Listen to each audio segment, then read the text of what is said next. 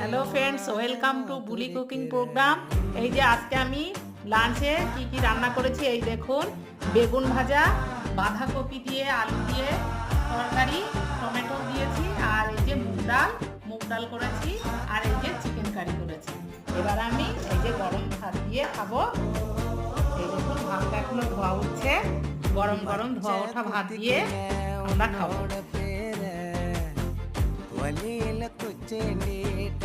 ভাতটা এখনো গরম ধোয়া উঠছে, খুব ভালো লাগছে খেতে।